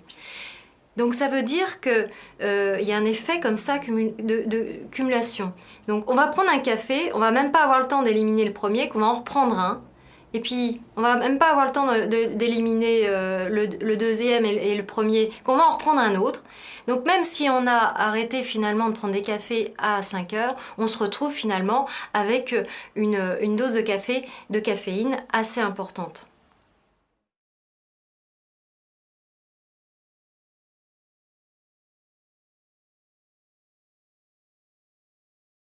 Donc ce que je préconise, c'est finalement se limiter à 2 cafés par jour, et ce, avant 5 heures de l'après-midi. Il y a un moment dans la journée, entre 14 heures et 15 heures, où on a une baisse physiologique de la vigilance. C'est le moment, en fin de compte, propice à la sieste. Une sieste idéale est de 20 minutes environ, puisqu'en fait, on met 20 minutes à atteindre le sommeil profond. Le but n'est pas d'atteindre le sommeil profond, car si on commence à faire du sommeil profond en pleine journée, on aura du mal du coup à s'endormir. C'est comme si on avait un peu épuisé notre capital de temps de sommeil. Donc du coup, si on a des insomnies, il va falloir éviter absolument de faire des siestes de plus de 20 minutes au cours de la journée. Mais en tout cas, la sieste, c'est un moment, quand elle est bien gérée, c'est-à-dire au moment où on a le baisse de vigilance, donc entre 14h et 15h, permet vraiment de retrouver un regain d'énergie et de pouvoir assumer la journée quand on n'est pas assez vigilant. Alors évidemment, aujourd'hui, la sieste n'est pas vraiment rentrée dans les mœurs et il est difficile, notamment sur son lieu de travail, de la pratiquer. Mais pensez notamment au temps de pause. Ça peut être 5 minutes, de changer d'activité, marcher. Ça permet de mieux se concentrer par la suite, de du coup faire diminuer le niveau de stress et d'anxiété et du coup de pouvoir s'endormir plus facilement le soir. On peut également exercer au cours de la journée la relaxation, sophrologie, massage, tout ce qui permet de gérer l'anxiété ou des émotions. Il est important de s'imposer des horaires de travail raisonnables parce que si on travaille trop tardivement, on va forcément décaler ses rythmes biologiques, on va rentrer tard du travail, on va manger tard, on va se coucher tard, du coup on va se lever tôt, on va être en dette de sommeil, on va être stressé, anxieux, on va avoir du mal à être opérationnel, à réfléchir, à être concentré sur son travail. Donc il est important finalement pour être le plus efficace possible, il faut se réserver des temps de pause et aussi des temps de travail raisonnables.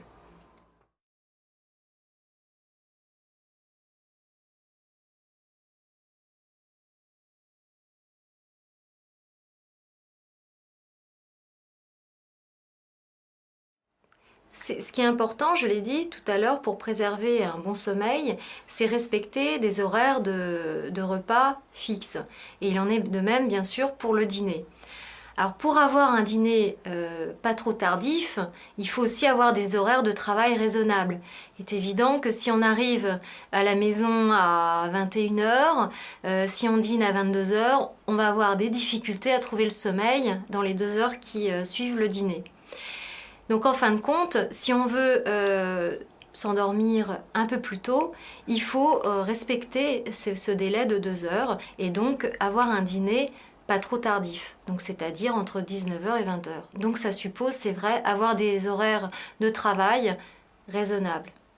Qu'est-ce que c'est qu'un repas idéal, un repas de rêve? Donc c'est un repas qui n'est ni trop lourd, mais pas trop léger.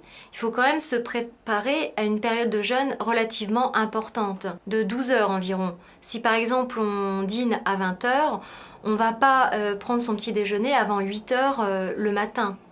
Un repas idéal, donc ça serait un repas tout à fait équilibré en intégrant des féculents, donc des pommes de terre, des pâtes. Les pâtes sont très très bien avant d'aller dormir.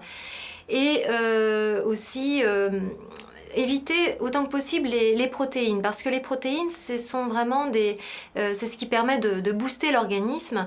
Donc c'est intéressant d'en prendre le matin, d'en prendre à midi, mais un petit peu moins intéressant le soir. Surtout éviter la viande rouge. Mais les protéines du type œuf ou même poisson sont un peu moins excitantes que la viande rouge. Un dîner idéal représente environ 700 calories, donc ça représente en fin de compte un plat tout à fait équilibré, donc des féculents, un légume, des protéines mais du type œuf, poisson, viande blanche, évitez plutôt la viande rouge, éventuellement des fruits. Les laitages, il faut faire attention, chez certaines personnes il peut y avoir une intolérance et provoquer aussi des problèmes de digestion et des problèmes de sommeil. Il est aussi très important d'éviter l'alcool. L'alcool est un très mauvais somnifère. Alors c'est vrai qu'on dit que c'est vrai que ça a tendance à décontracter, mais finalement le sommeil est de très très mauvaise qualité et après avoir beaucoup bu, on a vraiment l'impression de ne pas avoir du tout dormi et il est important vraiment de ne limiter l'alcool le soir, voire ne pas boire du tout. En ce qui concerne les liquides, il est évident qu'on va éviter tous les excitants, donc le café. On va aussi éviter de prendre trop liquide, c'est-à-dire si on prend une soupe et qu'on finit avec 3 tisanes d'affilée, il faut savoir qu'il va bien falloir l'éliminer au cours de la nuit et du coup ça risque de provoquer un réveil indésiré.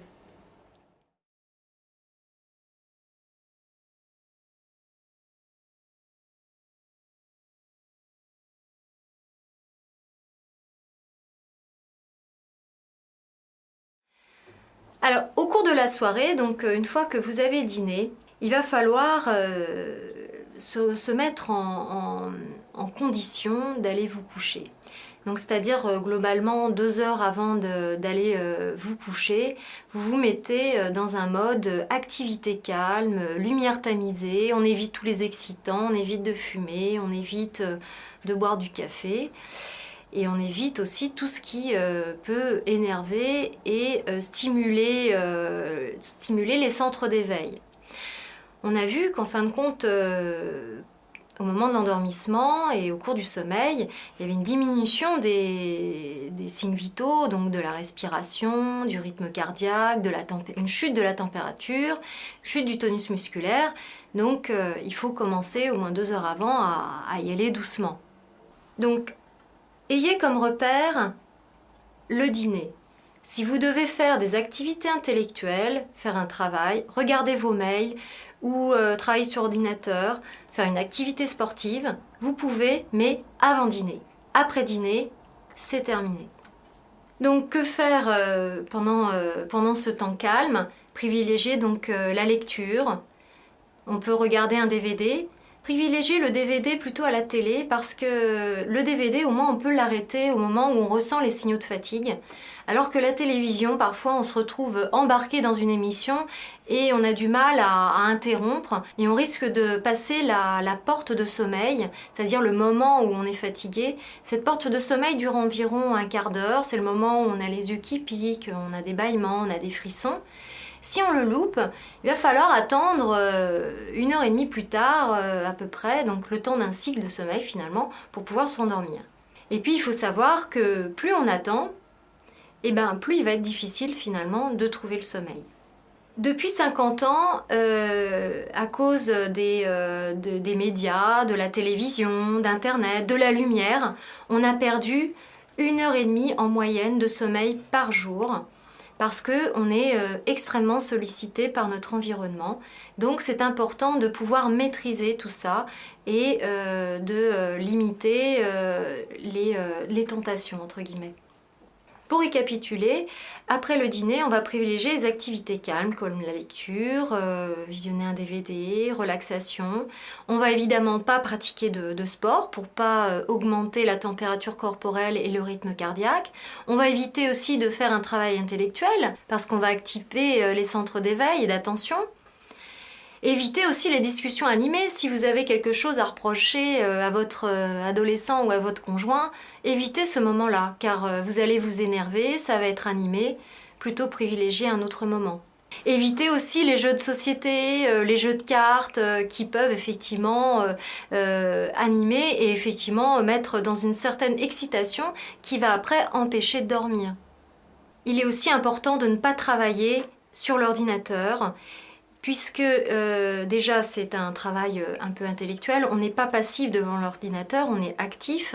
Aussi à cause de la luminosité de l'écran qui va bloquer la sécrétion de mélatonine, qui est donc l'hormone du sommeil, la mélatonine qui permet d'induire le sommeil. Donc si vous restez sur l'ordinateur, l'écran est tellement éveillant, tellement stimulant, que vous allez avoir du mal à vous endormir. Au moment de l'endormissement, la température corporelle diminue d'1 degré. Il est donc important de ne pas augmenter la température corporelle, sinon on va retarder l'endormissement. Donc il ne faut pas, juste avant d'aller se coucher, prendre un bain chaud ou une douche chaude qui risque d'augmenter la température corporelle. Alors vous me direz, oui, mais c'est vrai que c'est relaxant de prendre un bain chaud. Alors un bain chaud, oui, mais à ce moment-là, au minimum 2 heures avant d'aller se coucher, mais pas juste avant d'aller se coucher. Et en tout cas, si vous voulez prendre une douche avant d'aller vous coucher parce que vous y êtes contraint, il faut qu'elle soit maximum 2 degrés en dessous de la température corporelle, c'est-à-dire pas plus que 35 degrés. Souvent, on a du mal à s'endormir parce qu'on a des préoccupations dans la tête. On pense à plein de choses, à ce qu'on va faire le lendemain, d'ailleurs des choses agréables, désagréables. Ça se mélange dans la tête. Donc pour éviter ça, vous pouvez prendre 10 minutes avant d'aller dormir et lister un petit peu tout ce que vous avez en tête. Ça permettra d'éviter de penser à plein de choses au moment de l'endormissement.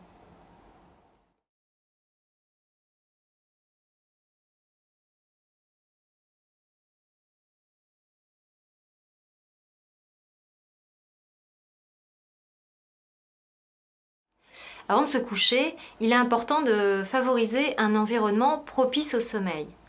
Donc qu'est-ce que ça veut dire?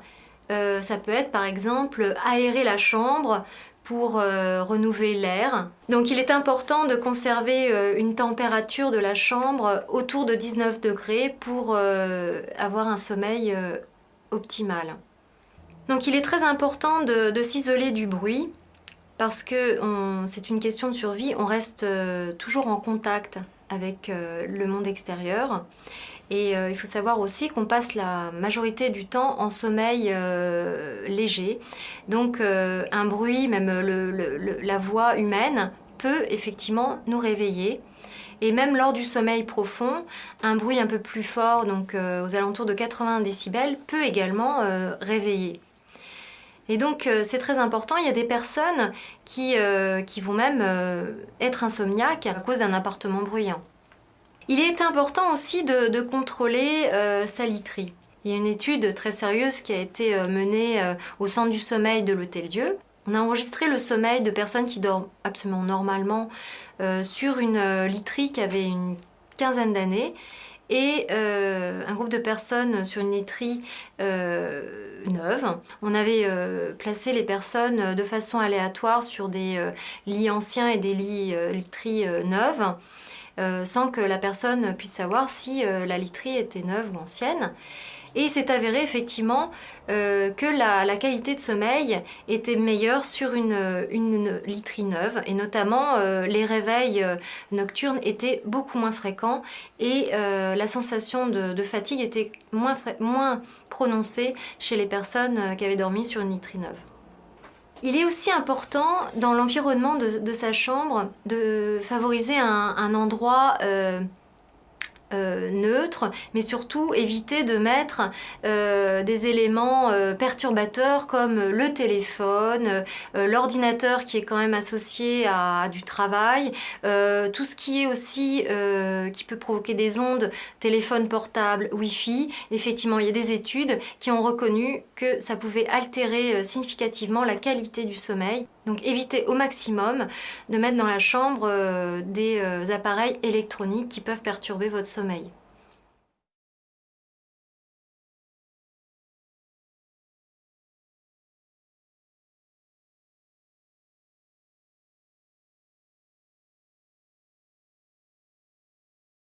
Ce qui est très important, c'est d'être à l'écoute de ses besoins. Il faut aller se coucher quand on ressent des signaux de fatigue. Donc des bâillements, les yeux qui piquent, des frissons, un moment où on a du mal à maintenir son attention, sont des signes effectivement précurseurs du sommeil. Ça, c'est très important parce qu'il y a beaucoup de personnes, notamment chez les insomniaques, qui se disent « Oh là là, il est 22h30, il faut que j'aille me coucher ». Mais ça peut être finalement trop tôt par rapport à ses propres besoins. Et du coup, si on se couche à un moment donné où on n'a pas envie de dormir, finalement on va allonger l'endormissement, on va s'énerver, on va dire « et voilà, je n'arrive encore pas à dormir », etc., etc. Donc c'est vraiment important de repérer le moment où on a besoin de dormir. Autre chose, si jamais on passe, il y a aussi des personnes qui au contraire ressentent vers 10h30 un moment de fatigue, mais ils vont aller à l'encontre, ils vont essayer de passer outre, faire d'autres activités et se coucher un peu plus tard. Mais du coup, on va dire que le train est passé et là, ça va être beaucoup plus difficile de trouver le sommeil. Il est important aussi d'avoir des rituels du coucher. Hein, les enfants, ça c'est admis, effectivement, on leur raconte une histoire, on leur chante une chanson, mais c'est pareil, les adultes aussi, nous avons besoin de rituels du coucher. Les rituels donc permettent de mettre en condition pour aller dormir, permettent donc de ralentir son activité. On peut aussi éventuellement lire, mais pas plus d'un quart d'heure, car après ça devient une activité à part entière. Et il faut absolument d'ailleurs limiter toute activité dans le lit. Effectivement, il est important donc de réserver le lit à l'activité de sommeil pour associer le lit à du sommeil. Donc la seule activité autorisée, c'est un quart d'heure de lecture et éventuellement les câlins, mais sinon tout est à proscrire, ne pas manger, ne pas regarder la télé et ne pas faire ses comptes au lit. C'est pour finalement associer le lit à une période de sommeil et pas associer le lit à une période d'activité. Pour récapituler, avant de se coucher, il faut être à l'écoute de ses besoins, ne pas oublier les rituels de coucher et réserver le lit à une activité de sommeil.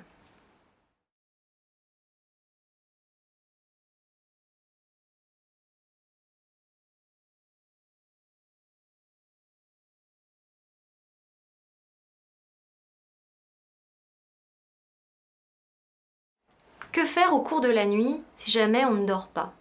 Il est important de ne pas rester au lit sans dormir. Toujours pour la même chose, pour ne pas associer le lit à du non-sommeil, mais plutôt associer le lit au sommeil. Donc que faire? Il faut se lever s'il y a un réveil supérieur à 30 minutes. Comme l'endormissement normal se fait à peu près en une demi-heure, si au-delà de 30 minutes on ne dort toujours pas, qu'on commence à se retourner, à s'énerver, à penser à plein de choses, il faut impérativement se lever du lit.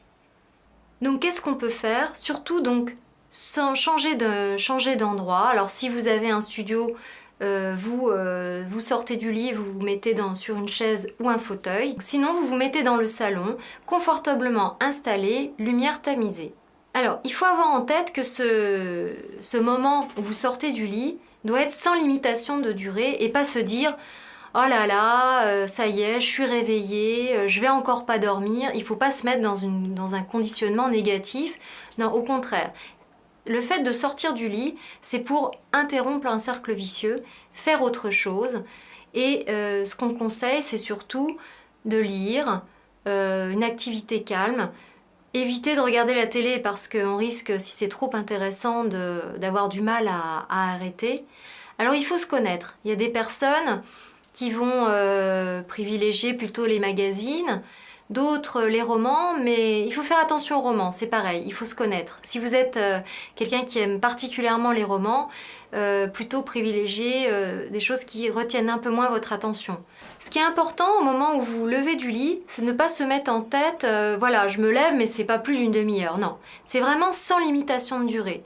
Il faut vraiment attendre que les sensations, le besoin de sommeil se fassent de nouveau ressentir. Donc des frissons, bâillements, picotements des yeux. Ça ne sert à rien de retourner au lit et de se dire « Oh là là, ça fait déjà 1 heure, il faut que j'aille me recoucher ». Non, pas du tout. Il faut vraiment attendre tranquillement que ça revienne, que les sensations de sommeil reviennent.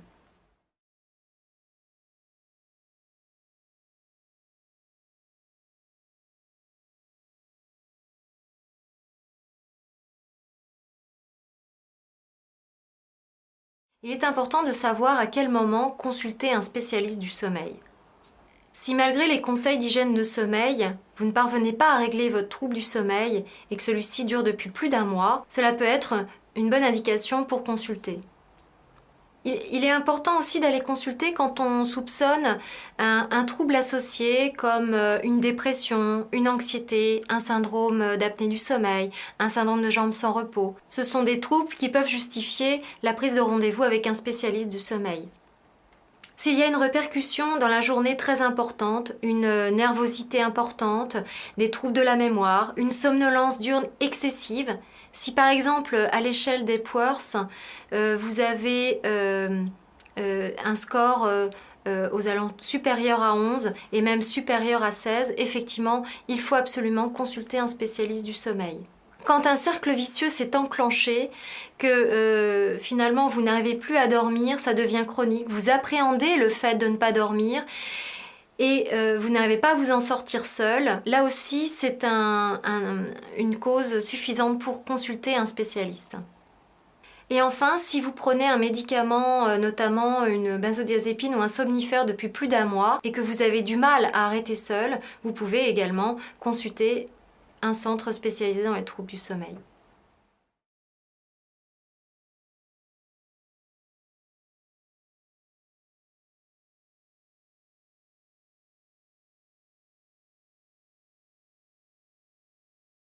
Alors pour conclure, l'insomnie vous avez pu le voir, est un symptôme ou une maladie assez complexe. Il y a une comorbidité importante avec de nombreuses pathologies. Ça veut dire qu'il y a beaucoup de pathologies, de troubles associés aux insomnies. Donc dans 90% des cas, l'insomnie est associée à autre chose qu'il va falloir explorer. Donc il est très important de rechercher là où les causes par un entretien clinique approfondi, par un agenda de sommeil, éventuellement un enregistrement de sommeil, polysomnographie, et aussi éventuellement un bilan psychologique. La complexité de ce symptôme nécessite une prise en charge globale, à la fois physique, psychologique, médicale et paramédicale. Et il est souvent nécessaire qu'une équipe pluridisciplinaire s'occupe de ce symptôme multifactoriel. Je vous remercie d'avoir été attentif à cette vidéo. J'espère que cela vous donnera des clés pour pouvoir comprendre votre sommeil, pouvoir comprendre aussi vos troubles du sommeil et pour pouvoir vaincre aussi vos insomnies.